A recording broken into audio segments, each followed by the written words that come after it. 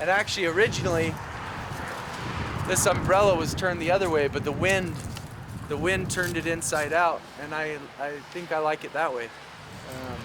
But it was like just 2 years of, like every time I passed it, I would just paint a little color on it, and then the weather has done its own thing to it, which I really like. In fact, there's like in this one, this is my friend's blood. It says backup plan. So my people call me, and when they have something that they think I might like, and so there's actual blood in those vials of my friend Jason, and so I put that in there as humanity's last hope. I'm gonna make this into like a record player.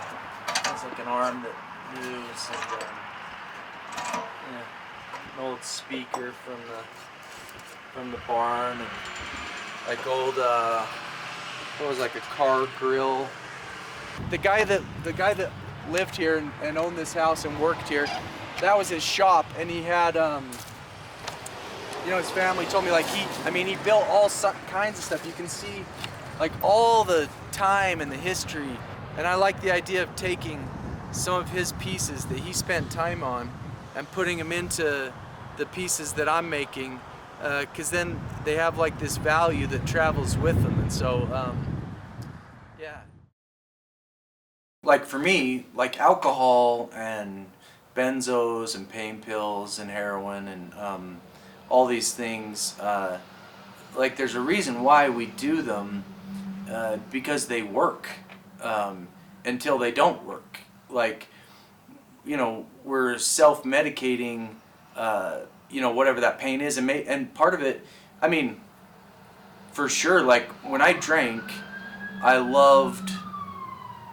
I felt like I was going into my authentic self, because I didn't have the inhibitions that I'd been trained to have. And I got sober, and I did what they told me to do, and I went. I've been to rehabs, and I went to AA, and got a sponsor. And what changed for me about a little over 5 years ago was that I was suicidal and sober, and I just thought, I can't go on like this, and so I changed everything in that I started to try to live, instead of trying to not just not die. We have this void, and for whatever reason, I think we all have it. Maybe it's a longing for something eternal in us or something, but there's this void in these human bodies, and we can fit, and it's going to get filled like a vacuum, like a black hole. Things will get sucked in to the black hole. But I'm a drug addict at heart, where I want more. I always want more, and I want more endorphins, and I figured out that I can have as much as I want, but I can only do it with the things that don't make me crash, and that don't make me lose the other things that I love. And so, like, art fills a big chunk of that cup, music fills a chunk of the cup, my wife fills a ton of it, my kids fill, my kids and my wife and my family fill most of the cup.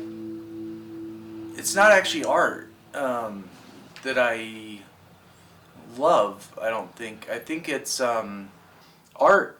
All it does is it gets me into the here and now, which is like the only thing that works for me in not destroying myself, is to be here now. All I do is talk. I guess I have a lot to say, but it doesn't matter much. No, it doesn't matter anyway, 'cause if they found me on this floor, in this hotel room I paid for. Although I do like the idea of creation, of like, I like creating things that weren't necessarily there before, whether it's like art or music. I just like the idea that we can create whatever we want, and so in a lot of ways I think we should. I'm the director of missions at I Am Recovery. I'm on the board for the Sobriety Foundation. I do some other work with some treatment centers. We're trained to think that like this is the way that life is supposed to go, and when it gets derailed, it can be real depressing to think that you didn't do it in the way that it was supposed to go, and it 100% does not have to go in any predetermined way. Do what you want to do is the only, I don't give advice, but like do whatever you want to do, like, and enjoy it, and I think there is something to be said about love and the way that ripples through the universe, and I don't understand it, and the cool thing is I understand now that I don't have to understand it in order to do it. So that's it. I'm gonna keep doing it.